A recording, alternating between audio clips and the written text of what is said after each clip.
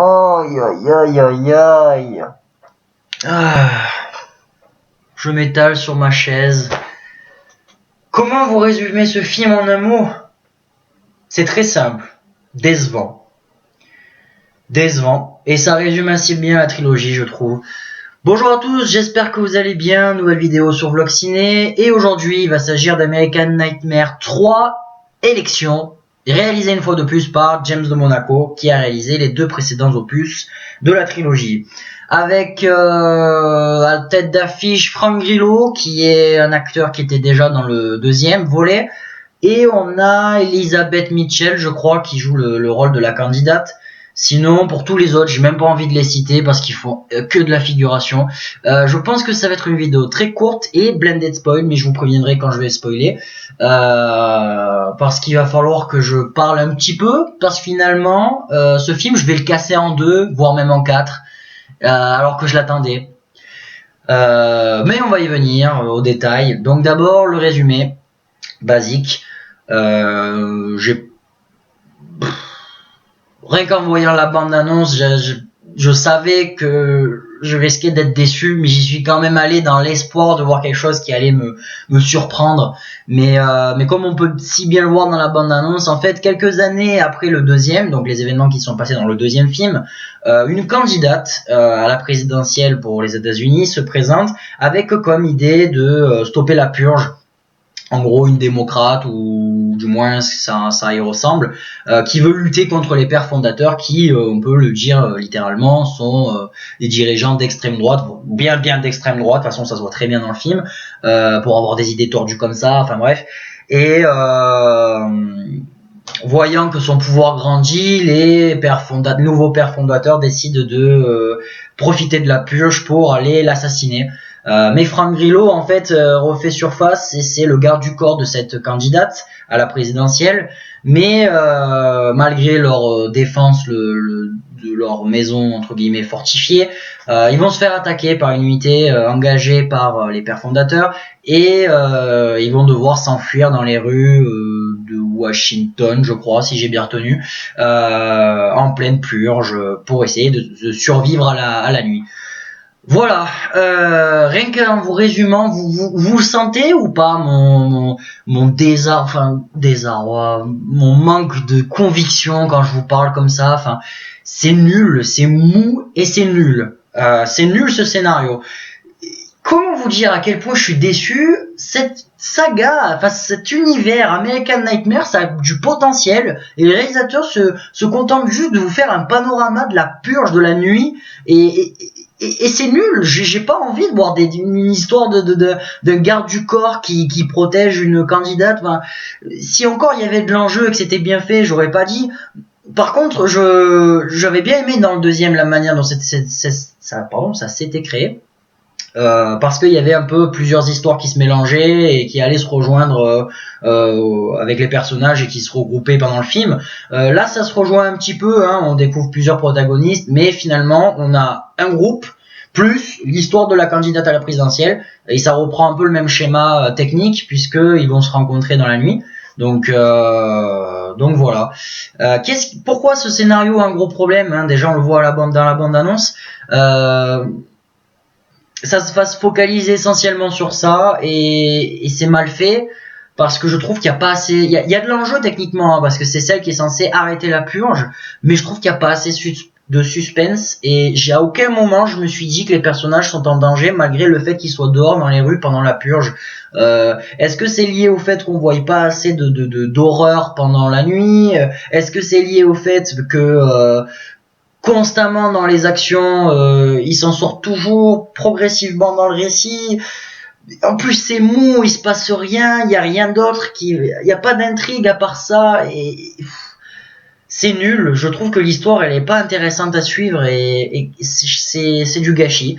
Les personnages, voilà, je relis mes notes vite fait à l'arrache, je viens de sortir du cinéma et qu'est-ce que je peux vous dire de plus? Les personnages ils sont pas traités pareil. Autant j'avais bien aimé l'histoire de Frank Grillo, de Léon interprété par Frank Grillo.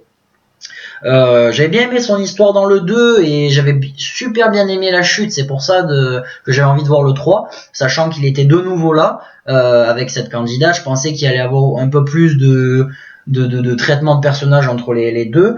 Et même la candidate, on va dire qu'elle a des antécédents par rapport à la purge, elle a un traumatisme, et le développe même pas, c'est même pas approfondi avant que la purge elle démarre. Enfin, je veux dire, le film est déjà pas intéressant à regarder. Alors si en plus les personnages qu'on suit, ils sont pas attirants ou intéressants, qu'est-ce qu'on a à se mettre sous la dent? Bah finalement pas grand chose.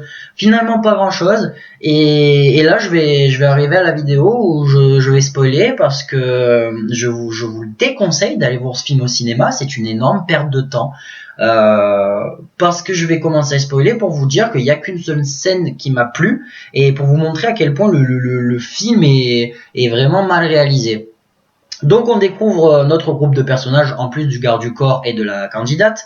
On découvre un patron d'un petit magasin d'épicerie avec son assistant qui connaissent une gamine de, je sais pas moi là, dans la vingtaine ou un peu moins. Et en fait ces trois personnages, on va les suivre parce qu'en fait le chef de l'épicerie et son assistant vont devoir défendre l'épicerie parce que leur mutuelle ne couvre pas les frais d'assurance parce qu'ils ont augmenté le prix la veille de la purge. Il y a par rapport à ça, il y a comment dire, remise en cause du système des pères fondateurs sur le fait que la purge profite aux plus riches, que pour les assurances et pour les vendeurs d'armes, mais c'est traité en 2 secondes. Enfin, c'est traité en 2 secondes et franchement, c'est bâclé. Et on en a l'illustration par cette histoire du fameux chef entreprise qui a recueilli un Mexicain qui a traversé la frontière pour venir aux États-Unis gagner sa vie, le rêve américain, hein, évidemment. D'ailleurs, j'ai pas du tout aimé la chute finale, enfin le dernier plan, j'ai vraiment pas aimé. Et pourquoi je disais que c'était mal foutu et que c'était pas intéressant, qu'il y avait qu'une seule scène qui m'a plu, c'est que juste avant que la purge démarre, on rencontre 2 tarés psychopathes. On sent que les deux filles qui sont jeunes, qui doivent avoir 17 ans, et elles se font menaçantes auprès du patron de trucs et auprès de la fille en question, et tu sens que ça va chauffer à un moment donné le lendemain dans la purge, et c'est ce qui va se passer pendant le film. Il y a que cette scène qui est classe, une scène qui dure 2 minutes. Une scène qui dure 2 minutes. Sur un film qui va durer un peu moins de 2 heures. Voilà.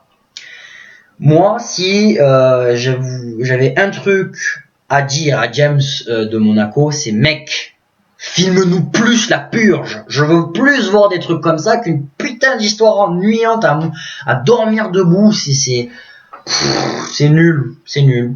Et finalement, je vous ai dit, je vais spoiler. Ouais, je vais vous spoiler la fin parce que franchement, c'est ridicule. La fin est décevante et prévisible. La manière dont le film avance, on se doute un peu que le réalisateur il va pas nous surprendre, donc à un moment donné dans le film on est juste là à se dire allez dépêche-toi, c'est mou, allez enchaîne. Il y a même carrément un plan à un moment donné où la candidate, disons qu'elle est recueillie dans la nuit par des mecs qui sont contre la purge mais qui ont quand même une petite faction armée pour se défendre contre les purgeurs.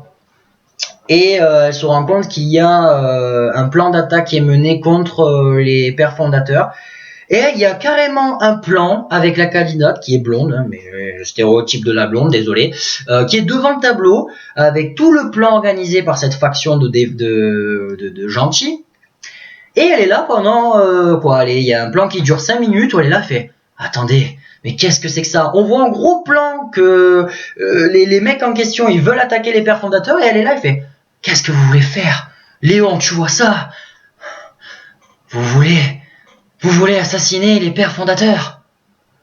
Et t'es là, et tu te dis, allez, tu vas y arriver, tu vas deviner, oui, tu vas y arriver.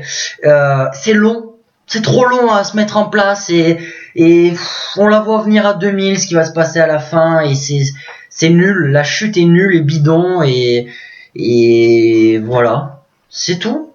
Qu'est-ce que je peux dire de plus? C'est pour ça que je vous ai dit que j'allais spoiler un peu pour vous rajouter un peu de temps de vidéo. Donc finalement, je vais conclure en disant que c'est une trilogie qui avait du potentiel, mais c'est extrêmement foireux, ça a été gâché à maintes et maintes reprises dans le 1, dans le 2 et dans le 3. Et finalement, quand j'y pense, pour classer American Nightmare, je peux même pas dire que c'est un film d'horreur, parce que franchement, si vous me dites que American Nightmare c'est un film d'horreur, c'est que vous en avez jamais vu de votre vie. Et c'est même pas un film d'action parce qu'il y en a pas. Et au moins, le seul film qu'on peut classer, c'est American Nightmare 1, où c'était un film à huis clos.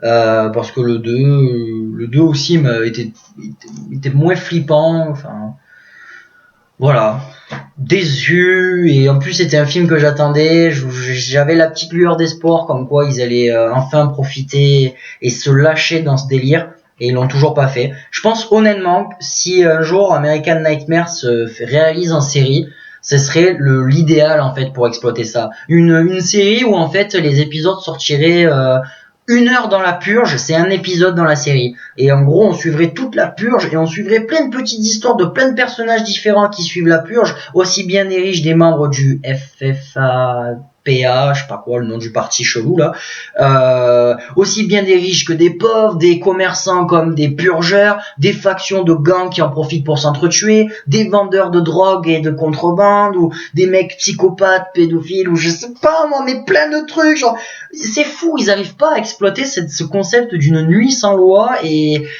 Et finalement, tout à l'heure, je vous ai dit que le réalisateur fait juste un panorama de la nuit, mais c'est littéralement ça. C'est-à-dire que, en plus, dans le 2, le 3/4 du temps dans le film, les personnages sont dans des voitures et ils voient des scènes tout le long, à côté d'eux. Et finalement, quand t'es dans la voiture, la voiture représente les spectateurs dans la salle de cinéma.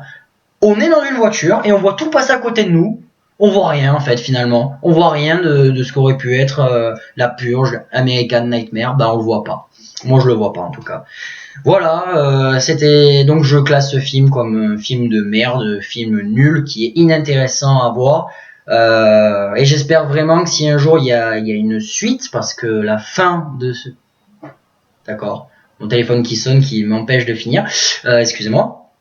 Donc je disais que la fin de ce film fait en sorte qu'il ne peut pas y avoir de suite, et c'est assez décevant, et j'espère vraiment qu'à un moment donné il va y avoir un petit comment dire, un petit twist comme quoi ils disent finalement il s'est passé ça, donc il peut y avoir une suite. Et s'il y a une suite, il faut que franchement le réalisateur se casse et qu'il y en ait un autre qui prend le relais, parce que là ça va pas du tout. James Wan, s'il te plaît, toi qui es fanat de films d'horreur, continue American Nightmare, il faut que ce réalisateur dégage, c'est pas possible. Sur ce, qu'est-ce que vous avez pensé de ce film? Qu'est-ce que vous avez pensé de la trilogie? N'hésitez pas à mettre des commentaires comme d'habitude. Allez, ciao, à la prochaine, salut.